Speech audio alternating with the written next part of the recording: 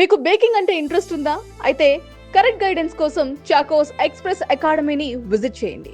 మరణం అంటే సాధారణంగా ఎవరికైనా భయం ఉంటుంది. కానీ ముద్రగడ దానికి అతీతంగా వ్యవహరించారు. ఆయన చనిపోతారని తెలిసి ఆయన ఖననం ఎక్కడ చేయాలి, ఏ ప్లేస్లో చేయాలి, ఎవరు చేయాలి అని పూర్తి వివరాలు ఆయన ఆత్మీయులకి, బంధువులకి చెప్పి ఆయన చనిపోయి కన్నుమూశారు. ప్రస్తుతం నేను కిర్లంపూడిలో ముద్రగడ ఇంటి దగ్గర ఉన్నాను. ఒకసారి ముద్రగడ ప్రస్తుతం పార్థివ దేహం పెట్టిన ఆయన ఇల్లు అటువైపు కనబడుతోంది. సో ఆయన్ని ఎక్కడ ఖననం చేయాలి, బేసిక్గా దహనం చేస్తూ ఉంటారు. అంటే బేసిక్గా ఈ కాపు సమాజ వర్గానికి సంబంధించిన ఎవరైనా చనిపోతే వాళ్ళ పద్ధతుల ప్రకారం దహనం చేస్తూ ఉంటారు. కానీ ముద్రగడ మాత్రం ఖననం చేయమన్నారు. అది కూడా ఆయనకి ఇష్టమైన ఈ ప్లేస్లో. ఆయన రెగ్యులర్గా ఇక్కడ ఆయన తోట పని చేస్తూ ఉంటారు. ఇటువంటి తోట పనులు చేసి ఈ ప్లేస్లోనే ఆయన తనని ఖననం చేయమని బంధువులు చెప్పారు. అంటే ఆయనకి మరణం పట్ల ఏమాత్రం భయం లేదు అనేది స్పష్టంగా అర్థమవుతుంది. పూర్తిగా కుటుంబ సభ్యులు, బంధువులు కూడా ఇక్కడ పనులన్నీ పర్యవేక్షిస్తూ ఉన్నారు. ఈరోజు సాయంత్రం ఆయన్ని నేరుగా ఇక్కడ తీసుకొచ్చి ఖననం చేయబోతున్నారు. సాధారణంగా దహన సంస్కారాలు చేస్తారేమో అనుకుని అందరూ కూడా శ్మశానం వైపు వెళ్తూ ఉంటే బంధువులు మాత్రం ఇక్కడ ఒక పెద్ద గుంతని తవ్వడం మనం చూస్తూ ఉన్నాం. సో రీజన్ ఏంటి అంటే ముద్రగడ పద్మనాభం కోరిక. ఆయన చనిపోయే ముందు కూడా ఆయన ఏం చేయాలి, ఎలా చేయాలి అని చెప్పారంటే ఆయనకున్న ధైర్యం ఏంటో అర్థమైపోతుంది. కేవలం రాజకీయాల్లోనూ సామాజిక అంశాల్లోనూ ఆయన చూపించే తెగువ ఆయన మరణంలో కూడా ఆయన చూపించారని ఈ విషయాన్ని బట్టి అర్థమైపోతుంది. సాధారణంగా మరణం అంటే అందరికీ భయమే, కానీ ముద్రగడ మరణం అంటే ఏమాత్రం భయపడలేదు అని చెప్పడానికి ఇది బెస్ట్ ఎగ్జాంపుల్. ఆయన చనిపోతారు అని ఆయన తెలిసిన వెంటనే కుటుంబ సభ్యుల్ని పిలిపించుకొని ఆయన మాట్లాడి ఇక్కడ చేయాలి కార్యక్రమం అని చెప్పారంటే నిజంగా ఈ విషయంలో అయితే ముద్రగడని అభినందించాల్సిన పరిస్థితి ఉంటుంది. ఎందుకంటే చాలా మందికి మరణం అనేది ఒక భయం కావచ్చు, లేకపోతే తదనంతరం ఏమవుతుందని భయం కావచ్చు, లేకపోతే తన ఆస్తులు ఏమైపోతాయని భయం కావచ్చు. ఇవన్నీ దానికి అతీతంగా పనిచేసిన పరిస్థితి. సో కొంతమంది ఆత్మీయులు అండ్ బంధువులు సార్ ఎందుకని ఇదే ప్లేస్ని ఎంచుకున్నారు, రీజన్ ఏంటండి?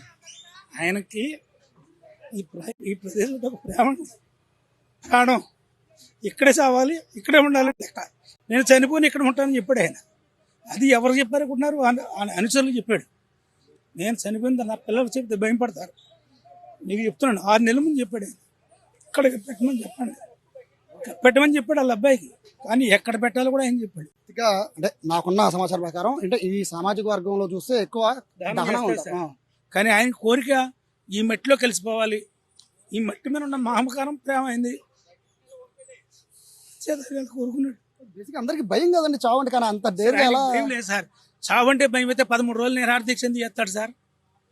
15 రోజులు ఒక నిరాహార దీక్ష, 2 నిరాహార దీక్షలా, 10 నిరాహార దీక్ష, 13 రోజులు నిరాహార దీక్ష చేస్తే మనం ఉండగలమా? ఒక పూట తినలేదు చచ్చిపోతాం. 13 రోజులు తినలేక హాస్పిటల్లో ఉన్నాడు ఆయన. ఆయన నమ్ముకున్న సిద్ధాంతం కోసం, నమ్ముకున్న మనుషుల కోసం, ఆయన నమ్ముకున్న ప్రజల కోసం ప్రాణ త్యాగానికని ఎప్పుడు సిద్ధమే. ఆయన ప్రాణం కోసం ఎప్పుడూ భయపడలేదు. ఇప్పుడు ప్రజాసేవే నిరంతరం నేను ఎక్కడో ఉంటాను, మిమ్మల్ని అందరినీ చూస్తుంటాను, కాపాడుతాను అని చెప్పాడు. వాళ్ళకి, మాకు కూడా కాదు, వాళ్ళ కొడుతాను సహచరులు చెప్పాడు ఆయన. కొడుకు కూడా చెప్పలేదు ప్లేస్, సహచరులకు చెప్పాడు ఆయన. ఇక్కడికి పెట్టించండి నన్నని. వాళ్ళ శ్రీమతి గారిని విధవ కార్యక్రమం చేయొద్దు అని కూడా చెప్పాడు ఆయన. విధవ కార్యక్రమం చేయొద్దు, పుట్టుకతో వచ్చిన ఏమీ తీయడం కుదరదు ఆవిడకి. నేను పెళ్లి కూడా పచ్చేయం ఏమి రాలేదు, అన్నీ ఆవిడ పుట్టుకతో వచ్చాయి. ఆవిడతో తీసాను, కాళ్ళతో తాళి తీసేస్తా తప్ప మిగిలి ఏం తీయొద్దు అని చెప్పారు. అలాగే చిన్నకార్యం పెద్దకార్యం కూడా చేయొద్దు అన్న, అది కూడా చెప్పాడు ఆయన. కన్న కూతురు రాక్షసులాడు కూతురు ఇప్పుడు నా కడుపున, దాన్ని బట్టి ఇంట్లో రానిదని కోరుకున్నాడు. కానీ అది పోలీసు వారి సహచర్యంతో రాగలిగింది లోనికి. ఇంకంతకన్నా దౌర్భాగ్యం ఏమీ లేదు. ఆయన కోరిక అది ఒక్కటే నెరవేర్చలేకపోయాం మేము. ఏ కోరిక అయితే కోరుకుండా కూతురు రాకూడదని అది మట్టుకు మేము ఆపలేకపోయాం. అయినా ఇక్కడ ఆయన అభిమానులు ఎవరు చూడలేదు. ఏదో ఒక యాక్ట్ చేసి వెళ్ళిపోయింది. ఆవిడ కేవలం ఒక షో చేయడం కోసం వచ్చింది. రేపు జనసేనలో పవన్ కళ్యాణ్ గారు మెచ్చి మేకతోలు కప్పేస్తాడు, రాజమండ్రి మేయర్ ఇచ్చేస్తాడని ఆశ, లేదా మా ఎమ్మెల్యే టికెట్ ఇచ్చేస్తాడు ఆశ, అంతే తప్ప తండ్రి మీద ప్రేమ కానీ ఇంకేమైనా.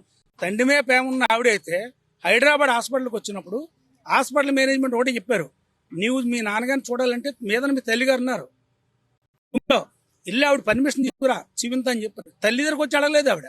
హాస్పిటల్ యజమాని గొడవాడి నాకు రైట్ ఉన్న ఏ రేట్ ఉంది తెచ్చుకోమ్మా. బ్రిటిష్ వాళ్ళ టైంలో వీళ్ళ తాతగారికి మీకు ఎంత పొలం కావాలో చెప్పండి అని అడిగితే మా చెయ్యి ఎప్పుడు పైన తప్ప కింద ఇప్పుడు అలవాటు లేదు, మాకు అక్కలేదని చెప్పాడు ఆయన. ముద్రాడ పద్మనాభం గారు, వీళ్ళ తాతగారు పద్మనాభం గారు. అదే వారసత్వం ఈయనకి జీన్స్. ఎప్పుడు ఎదరోడికి పెట్టడమే తప్ప చేయి చాచడం అని అలవాట్లేదు ఆయన. ఇంత కాపుద్యమం చేసినప్పుడు ₹1 ఎవరిదైనా ఇచ్చుకున్నాడు సార్? ఇంతమంది కాపులు ఉన్నారు, ఎవరిదైనా రూపాయి ఇచ్చుకున్నామా? మా ఇంట్లో రూపాయలు ఖర్చు పెట్టుకున్నాం, మా కుటుంబం రూపాయలు ఖర్చు పెట్టుకున్నాం. బస్సులు పెట్టుకుని జనాలు తీసుకురండి, నీ వంతుకు బస్సు పెట్టి జనాలు తీసుకురా, అంతే తప్ప నాకు అక్కడ డబ్బులు ఏమొద్దు.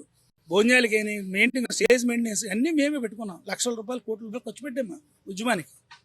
మేము అక్కడికి చెప్పు, ఇది రాజకీయం ఎలక్షన్ కాదు కదా వెంకట గారు, కులం కోసం ఉద్యమం చేస్తున్నారు, అందరూ సహకరించే బాగుంటుంది కదా అని అడిగితే, ఇవాళ మనం ఏ వ్యక్తి దగ్గరైనా ₹1,00,000 తీసుకుంటే ఆ వ్యక్తి నా పేరు చెప్పి 10 లక్షలు వదిలేస్తాడు. అక్కడ ఆ చెడ్డ పేరు మనకు రాకూడదు. వద్దు వెంకట గారు, ఓపుకుంటే మీరు పెట్టండి, లేదా నీ ఇల్లు వాకిలు అమ్మేసి నేను పెడతాను అన్నాడు ఆయన. అది ఆయన నిబద్ధత అంటేనే. నిజంగా ఆయన చివరిగా చెప్పిన మాట అంటే 6 నెలల ముందే ఆయన చావు గురించి ఆయన స్పష్టంగా ఆయన తెలుసుకొని ఆయన ఎక్కడ ఆయన్ని ఖననం చేయాలి, ఖననం చేసిన తర్వాత భార్య కూడా ఇబ్బంది లేకుండా విధవరం చెయ్యొద్దు అంటూ కూడా పుట్టుకతోనే ఆవిడ అన్ని కూడా బొట్టు అని పెట్టుకున్నారు. నా ద్వారా ఏం బొట్టు లేదు కాబట్టి నేను చనిపోయినా కూడా బొట్టుతోనే ఉండాలని చెప్పి ఆయన చెప్పిన మాటలు నిజంగా ఈ కాలంలో కూడా ఇలాంటి ఆదర్శ మనుషులు ఉంటారా అనేది అయితే నిజంగా ఆశ్చర్యం కలుగుతోంది. మొత్తం ఎంటైర్ ఇక్కడ కిర్లంపూడిలో ఎవరిని కదిలించినా కూడా ముద్రగడ అనేది పొద్దు నుంచి కూడా అందరి నోటమట అదే నాంతున్న పరిస్థితి. ప్రస్తుతానికి అయితే కన్న కార్యక్రమం ఈ రోజు సాయంత్రం జరగబోతోంది. దీని తర్వాత ఏదైతే దిన కార్యక్రమం ఉంటో అవి కూడా చేయొద్దని చెప్పారు నేపథ్యంలో పూర్తిగా దానికి కూడా దూరంగా ఉండబోతున్నట్టుగా కూడా చెప్తున్నారు. ఇక్కడ